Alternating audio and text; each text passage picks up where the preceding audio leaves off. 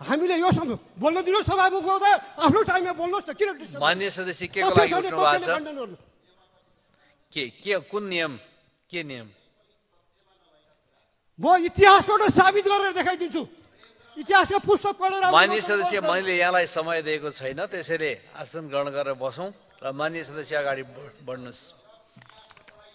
इतिहास पढेर आउने मसँग बहस गर्ने भने इतिहास पढेर आउने जुम्लामा हाउ गरेर आएको जस्तो होइन इतिहास पढेर आऊ बहस गर्ने भने आउनुहोस् न पढेर माननीय सदस्य आसन ग्रहण गरौं र माननीय सदस्यलाई बोल्न दिनुहोस् मेरो मैले बोलेको इतिहास गलत हो भने इतिहासका पुस्तक पढाएर माननीय सदस्य समय लिएर बोल्नुपर्छ त्यसले गर्दाखेरि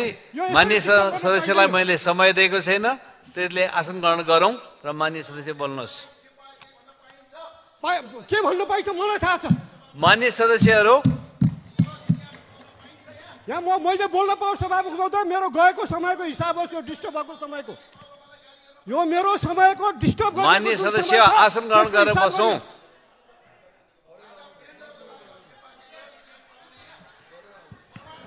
इतिहास पढेर आउने इतिहास पढेर मसँग बहस गरेर आउने मिस्टर मान्यजी इतिहास पढेर आउनुहोस् ल माननीय सदस्यहरू मेरो टाइम जुन नष्ट भएको छ त्यो पाऊँ है सभामुख महोदय माननीय सदस्यहरू म फेरि यहाँहरूलाई के सम्झाउन चाहन्छु भने माननीय सदस्यहरूले हाम्रो यहाँको प्रबन्ध व्यवस्था खास गरिकन हाम्रो नियमावलीको आधारबाट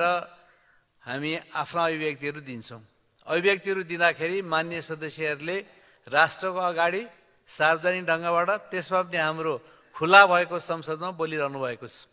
यसरी बोलिरहँदाखेरि तथ्य सत्यमा आधारित भएर तर्कमा आधारित भएर व्यवस्थित ढंगबाट बोल्नुपर्छ भन्ने विषयमा माननीय सदस्यहरू आफै जानकार हुनुहुन्छ जो माननीय सदस्यहरूले आफ्ना तर्क आफ्ना भनाइ राखिरहनु भएको छ यो राखिरहँदाखेरि कयौं माननीय सदस्यहरूलाई त्यो बेठिक लाग्न सक्छ झुटो लाग्न सक्छ असत्य लाग्न सक्छ त्यसमा माननीय सदस्यहरू असहमत हुन सक्नुहुन्छ तर यी कुराहरुमा विधिवत ढंगबाटै प्रतिवाद गर्नुपर्छ विधिवत ढंगबाटै खण्डन गर्नुपर्छ प्रणाली अन्तर्गत नै खण्डन गर्नुपर्छ र हामीले तय गरेको व्यवस्था अन्तर्गत नै खण्डन गर्नुपर्छ र त्यसको बारेमा माननीय सदस्यहरू जानकार हुनुहुन्छ जानकार नभएको कुरालाई सञ्चालन गर्ने सन्दर्भमा यहाँबाट निर्देशन गरिएको छ निर्दिष्ट गरिएको छ अनुमति दिने नदिने कामहरू गरिएको छ आज यो संसद दोस्रो संसद पनि करिब 2.5 वर्ष बिताउन लागिसकेको छ तीनटा हाम्रा यिनै अधिवेशनहरू सञ्चालन भइसकेका छन् भन्नाले हिउँदे अधिवेशनहरू सम्पन्न हुन लागिरहेका छन् यस्तो बेलामा माननीय सदस्यहरूले आफ्नो गरिमालाई ख्यालमा राखेर सभा सञ्चालन गर्नुहुनेछ र मैले बोलिरहनु भएको माननीय सदस्य रघुजी पन्तको जुन समय काटिएको छ त्यो समयलाई मैले थप्दाखेरि सिंहो आजको दिनको कार्यसूचीमा समय प्रभावित हुन्छ भन्ने कुरालाई पनि ध्यानमा राख्दै म यो काटिएको समयलाई थप्न चाहन्छु फेरिदेखि यस्तो वातावरण नबनाउनलाई माननीय सदस्यले ध्यान पुर्याउनु हुनेछ माननीय सदस्य रघुजी पन्त अगाडि बढ्नुस् हस् धन्यवाद सभामुख महोदय मेरो काटिएको 10-12 मिनेट छ प्लस होस् यो प्रश्न कुरा अब सभामुख महोदय